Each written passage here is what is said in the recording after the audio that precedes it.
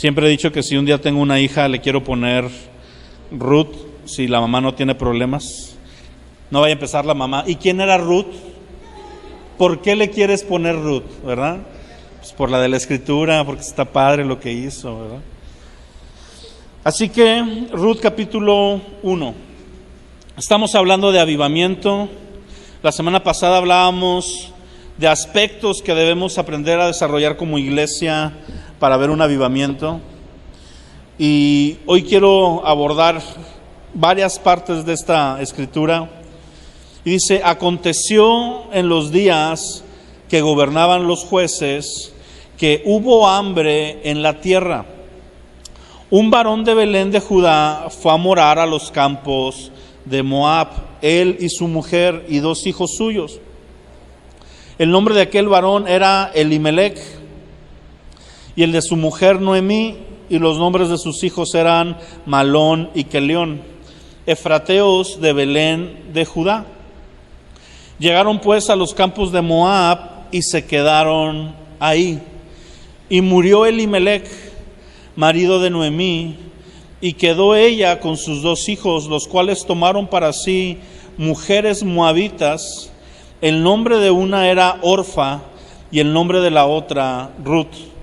Y habitaron ahí unos 10 años, y murieron también los 2, Malón y Kelión, quedando así la mujer desamparada de sus 2 hijos y de su marido. Entonces se levantó con sus nueras y regresó de los campos de Moab, porque oyó en el campo de Moab que el Señor había visitado a su pueblo para darles pan. Salió pues del lugar donde había estado, y con ella sus 2 nueras, y comenzaron a caminar para volverse a la tierra de Judá. Noemí le dijo a sus 2 nueras: anden y vuélvanse cada una a casa de su madre. El Señor haga misericordia con ustedes, como lo han hecho con los muertos y conmigo, y les conceda el Señor que hallen descanso cada una en casa de su marido. Luego las besó, y ellas alzaron la voz y lloraron, y le dijeron: ciertamente nosotras iremos contigo a tu pueblo. Y Noemí le respondió: vuélvanse, hijas mías, ¿para qué han de ir conmigo? ¿Tengo acaso yo más hijos en el vientre que pueda darles para que sean sus maridos? Vuélvanse, hijas mías, porque yo soy vieja para tener marido, y aunque dijera: esperanza tengo, y esta noche estuviera con marido, y aún diese a luz hijos, ¿se habrían de esperar ustedes hasta que fueran grandes? ¿Habían de quedarse sin casar por amor a ellos? No, hijas mías, qué mayor amargura tengo yo que ustedes, pues la mano del Señor ha salido contra mí. Y ellas alzaron otra vez su voz y lloraron. Orfa besó a su suegra, mas Ruth se quedó con ella. Y Noemí dijo: he aquí tu cuñada se ha vuelto a su pueblo, a sus dioses, vuélvete tú tras de ella. Y respondió Ruth: no me ruegues que te deje y que me aparte de ti, porque a donde quiera que tú fueras, iré yo, y donde quiera que vivieres, viviré. Tu pueblo será mi pueblo, y tu Dios será mi Dios. Vamos a repetir esta parte. Dile: a donde quiera que fueras, iré yo. Donde quiera que vivieres, viviré. Tu pueblo será mi pueblo, y tu Dios será mi Dios. Amén. Qué hermosa historia. Tú dices: qué hermosa, está llena de tragedia, puros muertos y pura hambre y pura gente yéndose de su casa. Pero la historia no termina ahí. Cuando tú sigues leyendo el libro de Ruth, es un libro muy, muy bonito. Pero hoy quiero hablar de este mover de Dios que estamos experimentando en las naciones. Sí, por ahí de los años 1700 hubo un mover muy grande a nivel mundial que se llamó el Gran Despertar. ¿Cómo se llamó? El Gran Despertar. La iglesia cristiana, después de la Reforma, después de los años 1500, en donde se reformó, salió la iglesia protestante, abandonando la iglesia tradicional, que era el catolicismo, porque había prácticas fuera de la palabra de Dios. Había un celo en muchos hombres, donde Dios puso el deseo de que se compartiera la Escritura. Vemos en la Reforma cómo a través de hombres como Martín Lutero fue el primer traductor de la Biblia, del idioma latín al idioma del pueblo. Traduce el Nuevo Testamento al alemán, que era su idioma. Justamente en esos mismos años yo siempre veo cómo Dios va orquestando todo, y en esos años se crea la imprenta. Y cuando empieza a circular el Nuevo Testamento, al mismo tiempo inventan la imprenta, y es una bomba donde la imprenta empieza pues a imprimir estos Nuevos Testamentos. Ya no había que pasarlos a mano. Por ahí en Inglaterra estaba Wycliffe, que hace lo mismo, traduce la Biblia del latín al inglés, y así sucesivamente. Juan Calvino en Francia, impulsando la Reforma, y es algo que está en la historia del mundo, ¿verdad? No es Biblia, es la historia de la iglesia. Y ocurre un gran mover de Dios. La gente empieza a amar a Dios, la gente regresa a la Escritura, empiezan a amar la palabra, empiezan las ciudades a prosperar porque la gente cambia su manera de pensar. Todo empezó a moverse de acuerdo a lo que nos dice la palabra. Todo lo que hagáis, hacedlo como para Dios y no como para los hombres. Así que el zapatero del pueblo, cada vez que hacía un zapato, en vez de pensar que se lo estaba haciendo al señor gordito de la esquina, él decía: este zapato lo voy a hacer como si se lo fuera a poner Jesús, como si Jesús fuera a caminar con mi zapato. Y entonces no transaban a la gente, no les daban gato por liebre, les daban la mejor calidad, y eso hizo que hubiera un apogeo, prosperó. Y como en todos los tiempos de prosperidad, la iglesia se volvió a dormir, se volvió a poner apagada por ahí de 1700, y entonces ocurre otro movimiento y se llamó el Gran Despertar. Y en ese gran despertar la gente regresó, la pasión regresó a la gente, regresaron a las iglesias. Todo este movimiento comenzó en Europa. Empezaron a ver los predicadores en las calles, ¿verdad? Enfrente de las multitudes, y empezó a haber un movimiento del Espíritu Santo. Y pocos años después, no tuvieron que pasar tantos, hubo un segundo gran despertar. Y ese segundo gran despertar ahora eran las colonias británicas que estaban en lo que ahora es Norteamérica. Empezaron a avivarse, empezaron a encenderse, empezaron a ver predicadores como John Wesley, como George Whitefield, como Jonathan Edwards, predicadores de antaño, ¿verdad? Que compartían, y masas enteras venían a la presencia del Señor. Pasó ese gran despertar y volvió a haber cierto letargo, y entonces de repente se levantó otra generación de pastores como Charles Finney, Charles Spurgeon, Woodrow Ether, y empezaron a ver ahora campañas de milagros, de sanidades. Hubo por ahí un predicador muy famoso que se llamaba John G. Lake, que fue un misionero que se fue a África, y Dios lo empezó a usar para sanar allá a los enfermos. La gente llegaba a las campañas de John G. Lake y eran sanados de enfermedades increíbles. En ese tiempo había una epidemia, la gente dejaba morir a la gente y los cuerpos en la calle, porque la gente no quería levantar los cuerpos porque se podían contagiar. ¿Y sabes quién ayudaba a levantar los cuerpos?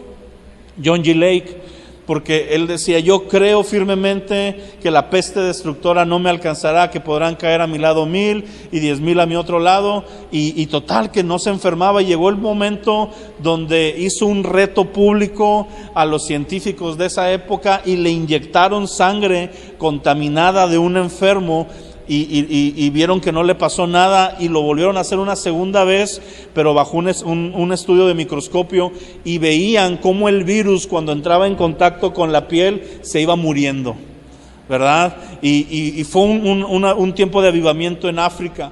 Y luego en 1904 Dios visitó una ciudad en Europa llamada Gales, una región, parte de las islas británicas, y a través de un joven de 17 años que se llamaba Evan Roberts, que empezó un movimiento de oración. Lo que él empezó a hacer fue orar y juntarse con 3, 4 amigos, y se juntaban a orar en la plaza pública, y de repente, de la nada, la gente empezó a tener un hambre por Dios. Las iglesias de esa región se llenaron, los bares se cerraron. Llegó un momento donde Dios visitó tan grandemente esa región que no había presos en la cárcel. Las cárceles no tenían gente porque nadie estaba cometiendo delitos.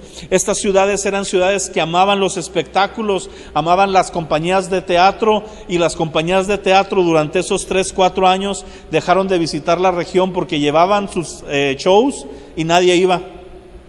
Todos estaban en las iglesias.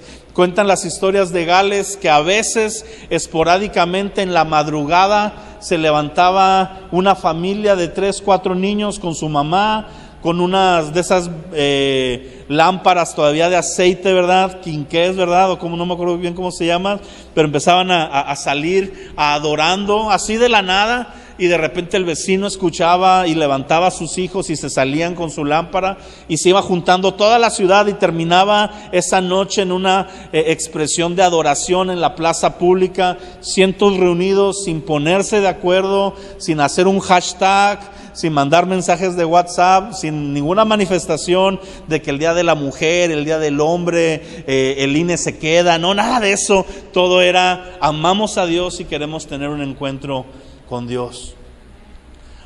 Se acabó ese mover en 1905, pero Evan Roberts escribía por correspondencia con un joven de color, un joven negrito que era segregado en su misma ciudad, en Los Ángeles, California, en un tiempo de racismo increíble.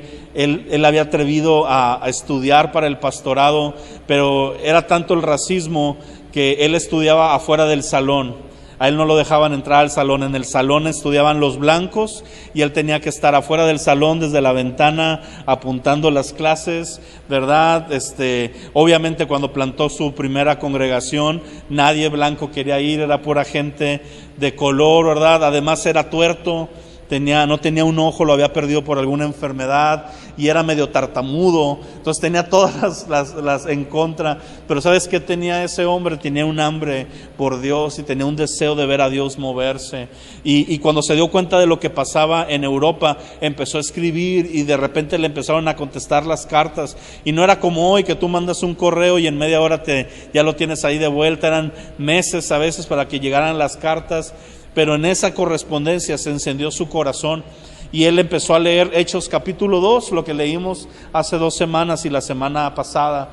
Y él empezó a decir: ¿sabes qué? Esto que veo aquí no está pasando, y vamos a empezar a pedir que pase, porque si está en la Escritura, tiene que ser parte de lo de nosotros. No veo ninguna parte en la Escritura que diga que ya no se pida, al contrario.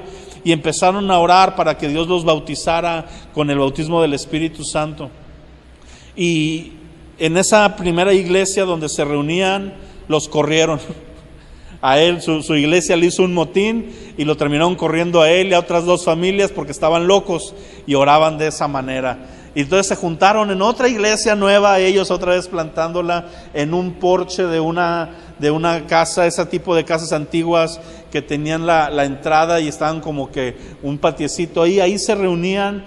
Y ahí empezaron a orar, y gente empezó a llegar, y de repente el Espíritu Santo empezó a bautizarlos con el don de hablar en lenguas. Empezaron a ver la manifestación de Dios, y empezó a haber un movimiento. Rentaron una pequeña esquina en el centro de Los Ángeles, en una calle llamada la calle Azusa, y era una casa horrible, ¿verdad? Una bodega fea, vieja, de petróleo. Era tanto el petróleo que había que en vez de limpiarlo, lo que hicieron fue tirar aserrín para que se mezclara y se pudiera hacer un piso ahí más o menos. Las bancas eran unas pequeñas bancas de barriles, como la casa del Chavo del Ocho, ¿verdad? Un barril, unas tablas y otro barril, y ahí se empezaron a reunir y Dios empezó a visitar ese lugar, y en poco tiempo, en cuestión de meses, toda la gente de Los Ángeles quería ir a ese lugar. Había filas, gente venía desde Europa, ahora sí, blancos de todos los colores, de todas las fuentes sociales, ¿verdad? Empezaron a ir y empezó a darse este mover que le llamaron el Pentecostés después del Pentecostés. De ahí hubo un movimiento misionero, y tenemos todos los movimientos misioneros, todas las iglesias del día de hoy que abrazamos el mover del Espíritu Santo. Venimos de ese despertar que hubo ahí. Después hubo mucho tiempo que no pasó nada. En 1940 y tantos en Argentina comenzó un mover de Dios. Y podría irme mover tras mover hasta llegar a Asbury hace un par de semanas, hace un mes más o menos. Pero lo que te quiero estar transmitiendo es que hay ciclos de avivamiento. Hay ciclos de mover del Espíritu Santo. Pero en medio de esos ciclos hay ciclos de ausencia de pasión. Hay ciclos, di conmigo, de hambre. Y no del hambre buena, del hambre de necesidad. El hambre la podemos ver a través de la Biblia como dos formas, y hoy vamos a hablar de las dos. Pero dice este capítulo que leímos, esta porción, comienza diciendo: aconteció en el día que gobernaban los jueces. Es decir, esta historia está situada en el tiempo de Jueces. Y el libro de Jueces tiene la misma característica que te acabo de hablar. Son círculos de pecado y círculos de bendición. El libro de Jueces se trata del pueblo de Israel que entra a la tierra, empieza a conquistar la tierra, Dios los bendice, les empieza a ir con ganas, y en medio de esa bendición se empiezan a olvidar de Dios, empiezan a apartarse de Dios y empiezan a mezclarse con las culturas que tienen alrededor. Y entonces, por cuanto han desobedecido a Dios, Dios permite que sus enemigos tomen control sobre ellos y los empiezan a oprimir. Y en medio de ese tiempo de hambre, de opresión, de dificultad, el pueblo vuelve a agarrar la onda, dice: nos hemos desviado de Dios, vamos a orar, y empiezan a clamar: Señor, ayúdanos, Señor, ayúdanos. Y Dios levanta a un juez, a un libertador. Tenemos a un Jefté, tenemos a un Gedeón, tenemos a Débora, que es una jueza, tenemos a Sansón, ¿verdad? Tenemos al último, que es Samuel. Y es este tiempo donde vuelve Dios a levantarlos. Por un tiempo está bien, y luego otra vez se vuelven a dormir en su pecado, vuelven a regarla, vuelve a venir el juicio. Y en ese tiempo estaban ellos. Así que estaban en el tiempo de Jueces, y hubo hambre en la tierra, hubo escasez. Hubo este tiempo donde la gente no tenía que comer. Posiblemente, la historia no nos lo cuenta, pero posiblemente hubo un tiempo de sequía, porque normalmente las hambres de ese tiempo se producían por sequía, porque no había lluvia, la lluvia no alimentaba a las plantas no alimentaban a los animales, y pues los humanos no tenían ni plantas que comer, ni animales de calidad que comer, ¿verdad? Y había esta hambre. Y entonces ellos están experimentando un tiempo de hambre, un tiempo difícil, y contrario a lo que muchas veces pudiéramos pensar, es un tiempo que Dios está permitiendo. Incluso es un tiempo que ellos de alguna manera se han buscado con su desobediencia. No todas las veces que tú y yo pasamos por circunstancias de crisis es el diablo, ni todas las veces es una situación natural. Hay veces que nosotros estamos cosechando el fruto de nuestra desobediencia. Lo bueno de este tiempo de cosechar el fruto de nuestra desobediencia es que tiene un final, porque Dios es un Dios misericordioso. Y no es una hambre para destruir, es una hambre para voltear la atención a Dios. Cuando tú y yo experimentemos tiempos difíciles, no es el tiempo de quejarnos, no es el tiempo de separarnos del Señor, es el tiempo de reenfocar nuestra mirada, de voltear al cielo y decir: Señor, ¿hice algo malo? Si lo hiciste, Dios te va a decir: sí, esto fue, y te podrás arrepentir y podrás restaurar. Si no es por eso, entonces Dios te va a decir: yo estoy contigo en medio de este tiempo. Es un tiempo una situación que están experimentando todos, yo estoy contigo, ten paz, ten paciencia. Pero Dios no nos deja. El problema aquí es que a veces nosotros nos alejamos del Señor. Hubo este hombre, ¿verdad? Elimelec, que vivía en Belén. ¿Dónde vivía? Belén. ¿Qué es Belén? Belén tiene un significado. Belén significa la casa del pan. ¿Qué significa Belén? Casa de pan. ¿Qué había escasez? Pan. Había hambre, no había pan. ¿Dónde vivían? En la casa del pan. Si yo en el tiempo de escasez vivo en la casa de pan, no me tengo que mover de la casa de pan, ¿me entiendes? Ese es el lugar donde yo tengo que quedarme porque sé que ahí va a haber pan. Proféticamente hablando, es una ciudad de las más importantes del mundo, porque ahí es donde viene Jesús a encarnarse y a nacer en medio de un tiempo de oscuridad. Jesús nació en Belén. Había una profecía para Belén. Tú, Belén Efrata, la más pequeña entre las ciudades, en esta ciudad nacerá el Salvador. Y ahí nace Jesús. Es la ciudad que después es la ciudad de David en cuanto a nacimiento, también en cuanto a genealogía. Y entonces vemos cómo esta ciudad es una ciudad de bendición, pero este varón, en medio del hambre, en medio de la necesidad, en medio de una buena intención, toma una pésima decisión. Nunca debes de tomar decisiones motivado por la necesidad. Nunca. ¿Sí? Dijo un amigo, nunca prometas cuando estás contento y nunca discutas cuando estás enojado. Porque cuando estás contento prometes de más, ¿verdad? Llegas aquí, ay, con ganas, ¿sabes qué? Yo voy a donar 20 aires. Ay, pues, ¿verdad? Imagínate 20 climas. ¿Por qué? Porque estás contento, traes todas las ganas ahí. Y cuando estás enojado a veces te avientas cosas que no quieres decir. Este hombre, en medio de una necesidad genuina, ¿por qué? Porque es un proveedor, es un hombre que tiene que responder por su familia. Tal vez está viendo a sus hijos llorar de hambre, tal vez la esposa le está diciendo, vámonos de aquí. No sabemos todo el trasfondo, pero lo que sabemos es que están en medio de una gran necesidad, están en medio de un tiempo de hambre, y en medio de ese tiempo de hambre toma la pésima decisión de irse lo más lejos de Dios posible. Se va a una ciudad de los enemigos de Dios, a una región donde Dios no ha prometido bendecir, donde Dios no tiene pacto y donde Él no tiene nada que hacer allá. Tú y yo no podemos, no debemos buscar en el mundo las soluciones que solo tenemos en Cristo Jesús. Hay una promesa de esperanza, hay una promesa de gozo, hay una promesa de provisión, hay una promesa de bendición, hay una promesa de vida eterna que solo tenemos en Cristo, y la gente está buscándola por todos lados menos en Jesús. Bueno, ese es Elimelec, que viviendo en la casa de pan, en medio de la crisis, en medio del tiempo del hambre, decide moverse de donde Dios está. Aunque no esté trayendo bendición, ahí estaba Dios. Amén. Y a Dios lo buscamos por Él, no por lo que nos pueda dar. Déjame decirte una cosa. Va a haber tiempos donde Dios va a permitir situaciones en nuestra vida y Él está esperando que respondamos de la manera correcta. Y la manera correcta es permanecer glorificando el nombre de Dios en toda circunstancia. ¿Sí?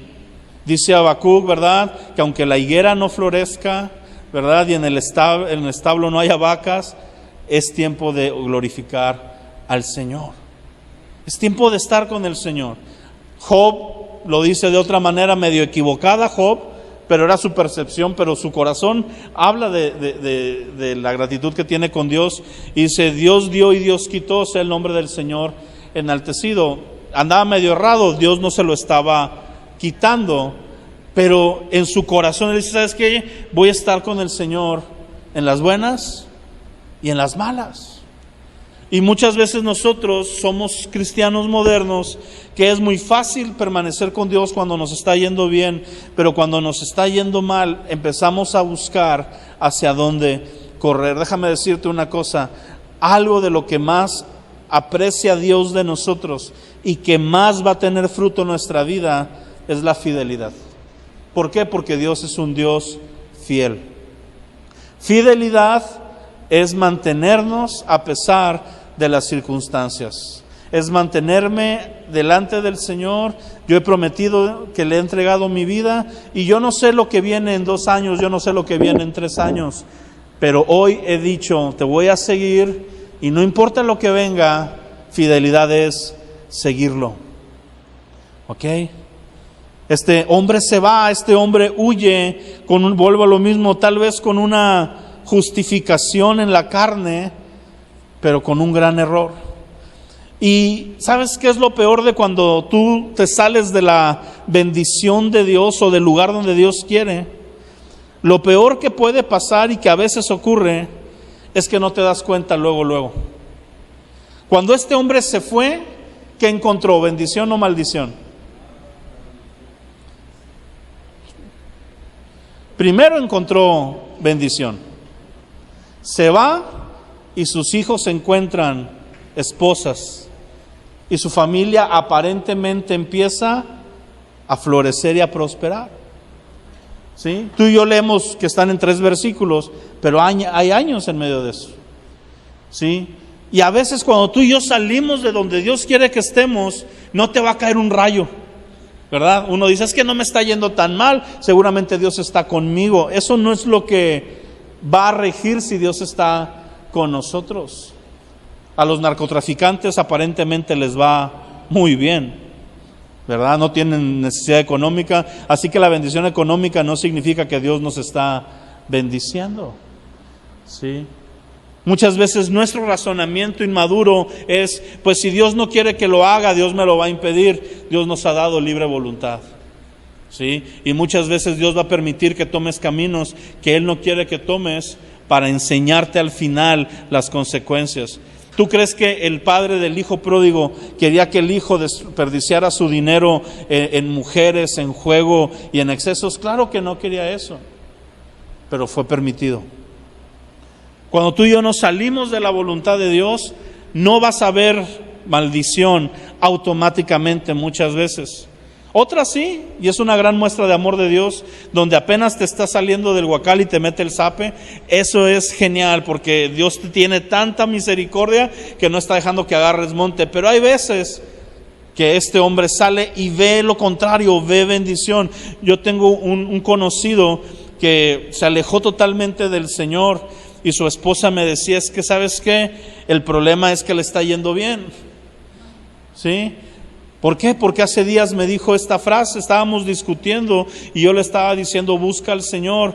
Y él me dice, lleno de orgullo, me dijo, en todos los años que busqué al Señor, no me ha ido como en estos años que no lo he buscado.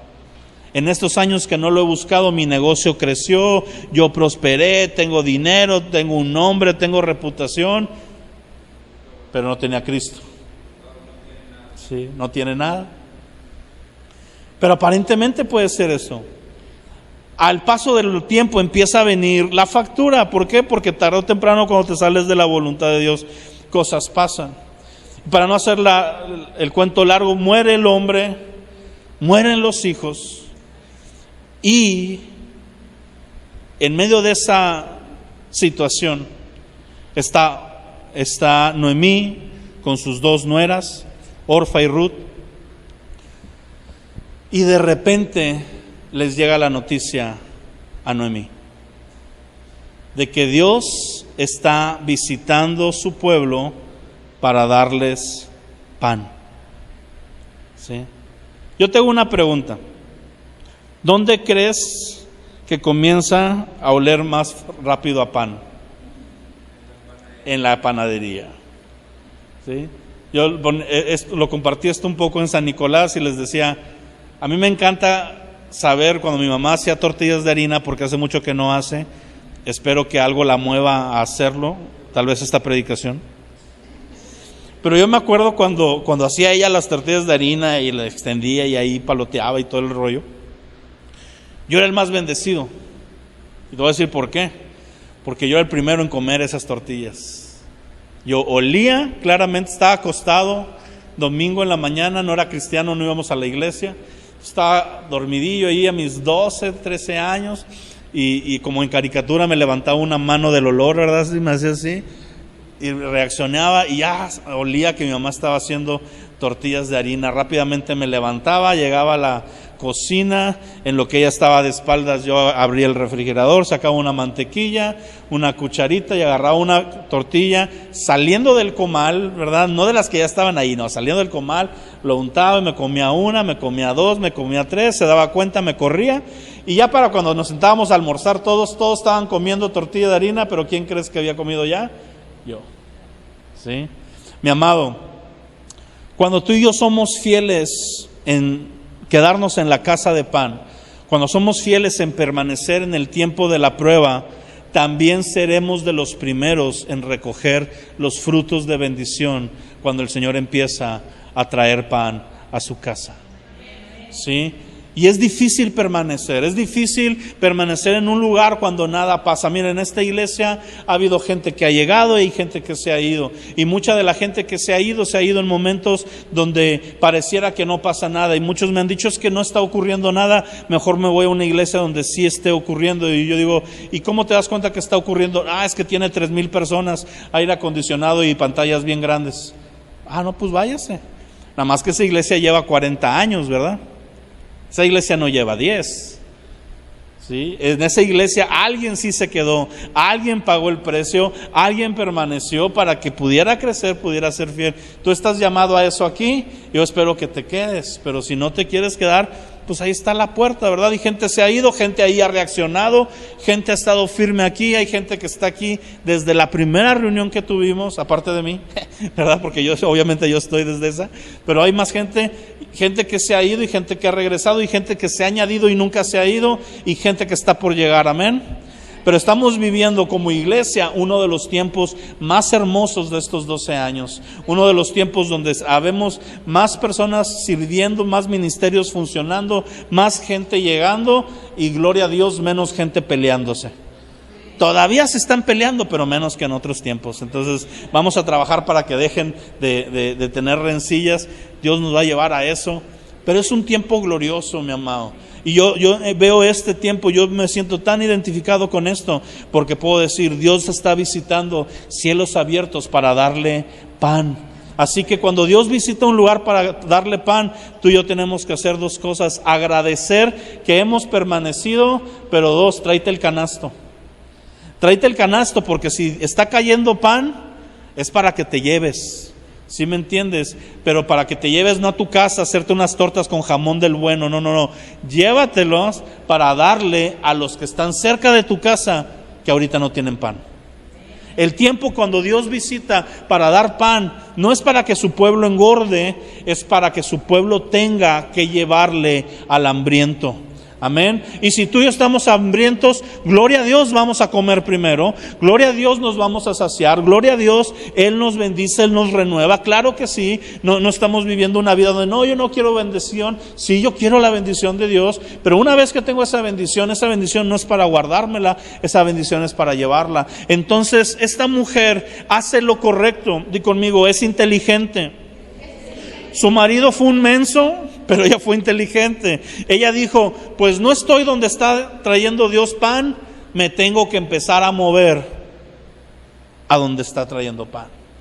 Tengo que regresar. Y sabes que muchos de nosotros somos tan orgullosos que a veces no podemos reconocer que nos hemos equivocado. Y cuando tú y yo reconocemos que nos hemos equivocado, Dios abre la puerta para la bendición. Sí, eso se llama arrepentimiento, básicamente. Esta mujer dijo, estoy en un lugar donde no debo de estar, voy a regresar. Sin embargo, hay aquellos que dicen, no, yo ya no puedo regresar. No, regresar significa que fracasé, significa que derroté. ¿Qué tal? ¿Qué van a decir los vecinos? Ahí viene esta, después de años, ahí viene para acá. No, mejor me quedo aquí, pues ya esto me tocó vivir. No, mi amado, si tú te has equivocado en algo en la vida y estás pagando por consecuencias por equivocarte, con todo el amor del mundo, no seas menso y regresa a donde tienes que estar. pide perdón, regresa y hay gracia, mi amado. Dios es un Dios de gracia. Ella emprende el regreso, ¿verdad? Y en medio de ese regreso se da un fenómeno muy particular. Yo creo que esta mujer era bien buena onda. Te voy a decir por qué. Porque sus dos nueras querían estar con ella. ¿Sí? Imagínate una suegra que las nueras ya no tienen al marido, ya no tienen por qué estar con ella y quieren permanecer con ella. Y hay dos mujeres, está Orfa y está Ruth. Son dos tipos de cristianos. Yo quiero ver cuál de los dos somos tú y yo. Y voy a ir primero con el primer cristiano, con el cristiano Orfa.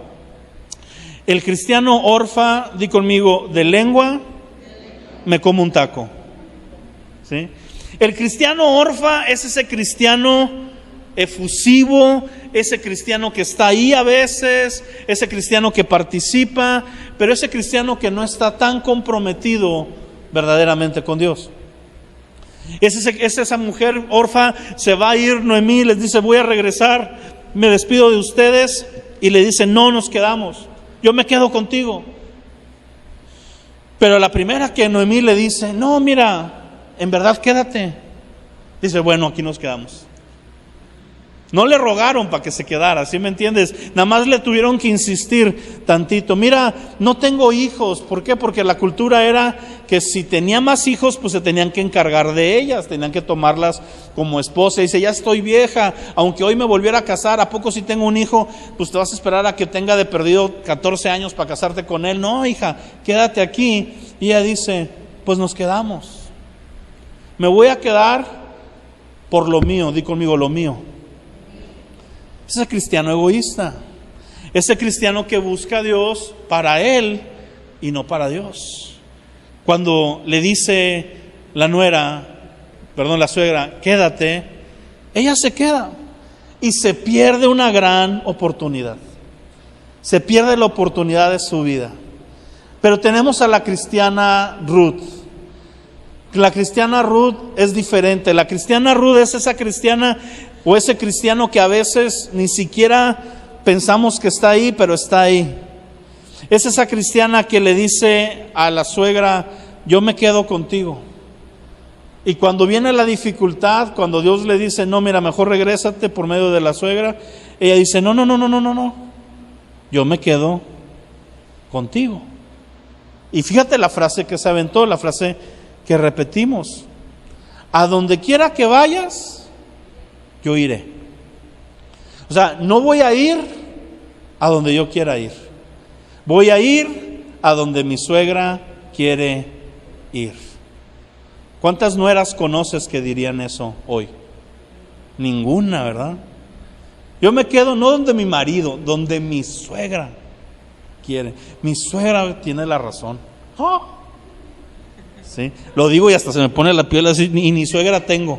Nada más de imaginarme lo increíble que ha de ser eso. Pero está ella y dice, no, mira, a donde tú vayas, yo voy a ir. ¿A dónde vas tú el día de hoy? ¿A donde Dios quiere o a donde te pega la gana? ¿Qué decides hoy? ¿Lo que tú quieres decidir o lo que Dios quiere que decidas?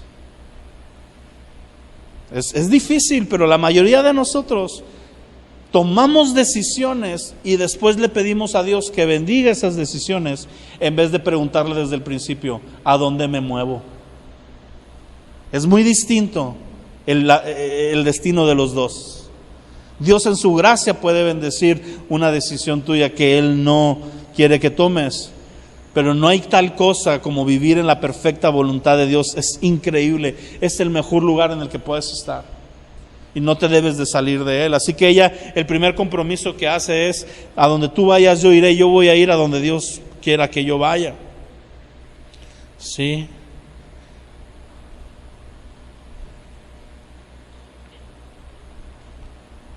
Lo segundo que le dice es, ¿dónde estoy? Se me perdió el versículo. A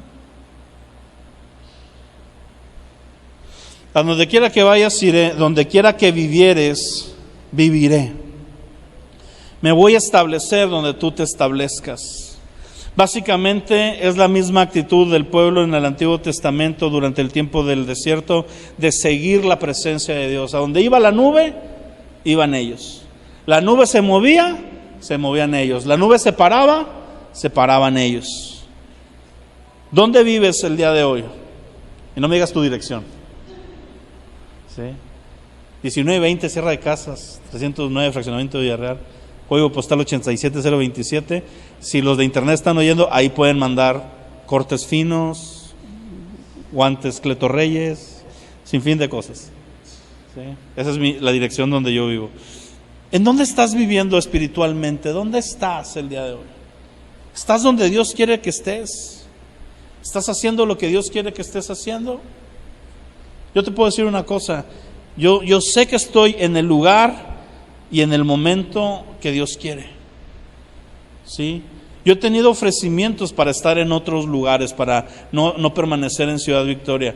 Y ha habido gente que quiero y que me quiere, que me ha dicho, en serio, ¿para qué sigues ahí? Y mi única respuesta en ciertas épocas ha sido, porque Dios me quiere aquí. Porque claro que en la carne muchas veces yo quisiera estar en otros lugares. Pero hoy puedo decir, ¿sabes qué? Ya no solo porque Dios quiere que esté, estoy viendo el fruto y puedo disfrutar el estar ahí, pero sé que estoy donde Dios quiere que esté. Mi pregunta es, ¿tú sabes que estás donde Dios quiere que estés? Y la que me da más miedo es aquellos que me dicen, no, pues yo sé que no, pero pues aquí estoy. Ya, sí, por favor. Y después le dice, donde tú murieres, moriré yo. Wow. Pero antes le dice, tu pueblo será mi pueblo y tu Dios será mi Dios. Ahí está la clave. Esta mujer, di conmigo, esta mujer es más lista que la primera. ¿Sí? Noemí era lista, ¿por qué? Noemí era lista porque estaba regresando a donde tenía que estar. Pero Ruth es más lista porque está accediendo a lo que no podía acceder jamás. Esta mujer nació fuera de un pacto con Dios. Esta mujer nació en un pueblo que no adoraba a Dios. Y en medio de la oportunidad se casó con un hombre que tenía un pacto con Dios y heredó esa bendición. Pero aquí, libre de eso, pudiendo regresarse, dice, no, me voy a quedar con mi suegra, y no es tanto por mi suegra, es por el Dios de mi suegra. Voy a aprovechar, porque no es tanto que mi suegra esté con ganas, es que tiene un Dios con ganas, ¿sí? Y yo, si me voy de ella, no tengo nada, porque fuera de Dios, del Dios de Israel, del Dios que bendice, no hay otro Dios. Así que voy a renunciar a mi casa. En vez de regresar con papá y mamá, que seguramente me van a recibir con abrazos, en vez de regresar con el noviecillo que traía antes de Malón o que León, no sé con cuál anduvo ella, ¿verdad? Pero puedo regresar y sé que es más, se llama Abimael, está soltero todavía. Entonces puedo regresar y ver qué onda. En vez de eso, de regresar y tener un negocio, dice, me la voy a jugar y me voy a ir a donde no sé, a vivir donde no sé, pero con el Dios que sí sé. Esa es la clave, mi amado. Y ella regresa, y ella no sabía cómo terminaba el libro de Ruth. Y si tú no sabes cómo termina el libro de Ruth, no te voy a decir, mejor léelo. Pero le convino irse, le convino regresar. Ella no sabía lo que iba a encontrar. Es más, te lo resumo con esto. Por su valentía termina en la línea genealógica de Jesús. Termina siendo una antepasada de Cristo. ¿Qué más bendición quieres? Sí, que aprovechar y llegar a un lugar donde no era su herencia, donde no era lo suyo, porque Dios estaba ahí. Mi amado, Dios está volviendo a visitar esta tierra en un avivamiento en las naciones. Y hay dos tipos de iglesia.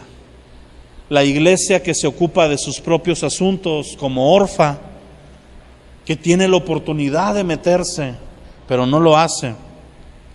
Y la iglesia que está dispuesta a renunciar a todo lo suyo por abrazar todo lo de Dios. Y yo quiero renunciar a lo que yo pudiera tener por abrazar lo que Dios quiere que tenga. Amén. En tiempos de avivamiento tenemos que aprender eso, tenemos que perseguir el pan. Ahora, no estamos hablando de cualquier pan, estamos hablando del pan que descendió del cielo, del pan de vida de Jesucristo. ¿Sí? Él es el verdadero pan. En esa ciudad nacería años después nuestro Mesías. En esa ciudad se iba a hornear, si me permites esa expresión, esa pieza de pan que ha dado vida eterna a todo aquel que en Él cree. En esa pieza, en esa ciudad pequeña e insignificante, aquella cosa que a veces nosotros minimizamos, es aquello en lo que Dios se quiere glorificar. Así que si tu vida te parece insignificante, bienaventurado eres, porque entras en la lista de las vidas en las que Dios quiere glorificarse. Amén. Si nuestra iglesia pareciera insignificante alrededor de otras mega iglesias, bienaventurados somos, porque cuando Dios se manifieste en este lugar, toda la gloria va a ser para Él. No podremos apelar a que teníamos algo porque no tenemos nada, si no es Él. Amén. Cuando Dios se mueva en medio de las naciones, cuando Dios cambie Ciudad Victoria de ser la ciudad en la que nadie quiere ir, que invitamos misioneros y hasta los misioneros le piensan porque saben que las carreteras y que esto y que aquello, cuando Victoria sea una tierra deseable donde la gente venga a hacer filas para ver lo que Dios está haciendo, no en cielos abiertos, sino en Victoria como ciudad, porque lo que el diablo ha querido destruir, Dios lo va a levantar. ¿Sí? Tamaulipas significa un lugar de oración, no sé si tú sabías eso, es lo que significa lugar de montes altos, lugar de oración. Aquí va Dios a traer un derramar en todo Tamaulipas. Bienaventurado por ser tamaulipeco o por haberte venido acá. Amén. Soy tamaulipeco, pero hasta de Polonia tenemos por acá, así que bienaventurados son. Y hay mucho chilango, bienvenidos, ya los perdonamos, ¿verdad? Dios nos ama, mis amados. Y estamos viviendo un tiempo glorioso. Pero ojo, porque puede venir el hambre. Puede venir el hambre, y esta predicación es para los tiempos de hambre. Cuando voltees a ver la cartera y no traigas nada, traigas un ticket que ya ni se ve. ¿Sí? Cuando te metas la mano al pantalón y sientas la pierna porque tiene un hoyo. ¿Sí? Cuando ves tu tarjeta bancaria y le dices a la gente, no deposites, porque si depositas, agarra para los movimientos de la cuenta propia, ¿verdad? Cuando andes en esas, acuérdate que si sigues permaneciendo, un día Dios trae restauración. No te puedo decir el día. Yo quisiera decirte, aguanta de perdido a tal día, a tal hora. No puedo. Pero lo que sí puedo, porque estoy seguro de esto, porque es mi fe total, es que Dios se va a mover, sí o sí. Así que aguantemos vara cuando vivamos los tiempos de hambre. Pero ahorita que hay tiempo de pan, come, llénate, pero comparte. ¿Sí? Viene un mes de compartir, viene un mes donde vamos a voltear nuestras manos a los niños, a bendecir, a celebrar lo que Dios ha hecho un año más en cielos abiertos. Prepárate, porque abril es un mes de andar repartiendo pan. Así que tráete tu charola, agarra tu pan, cómetelo en lo que estás en la caja, dile a la cajera, hay otro más ahí, no te lo robes, ¿verdad? Y luego dale a los demás. Vamos a orar. Padre, te doy gracias en esta mañana, porque esta es tu casa de pan. Nos has traído a la casa de pan, nos has traído a la casa donde tú derramas tu palabra, y no solo de pan vivirá el hombre, sino de toda palabra que sale de la boca del Señor. Gracias porque en medio de la dificultad hemos permanecido. Oramos por aquellos que se han alejado en medio de la dificultad, que cuando escuchen que tú estás bendiciendo tu casa, sean sabios para regresar. Y oramos por otros como Ruth, que no teniendo herencia con tu pueblo, vean y vengan y te hagan su Dios. Aquellos que son ajenos a ti ahorita, que no te conocen, que puedan venir y decir, tú serás mi Dios. Tu pueblo será mi pueblo y tú serás mi Dios, Señor. Y nosotros te lo decimos ahorita. Renovamos este pacto y este compromiso. A donde tú vayas, iremos. Donde tú vivas, ahí viviremos. Tu pueblo será mi pueblo, tu Dios será mi Dios. Tú eres mi Dios, Jesús. En ti permanecemos seguros. Gracias porque ahorita vemos tiempos donde hay pan, pero guárdanos en los tiempos de hambre para permanecer, para ser sabios y quedarnos de donde nunca nos tenemos que mover. En el nombre de Cristo Jesús te damos gracias. Amén y amén.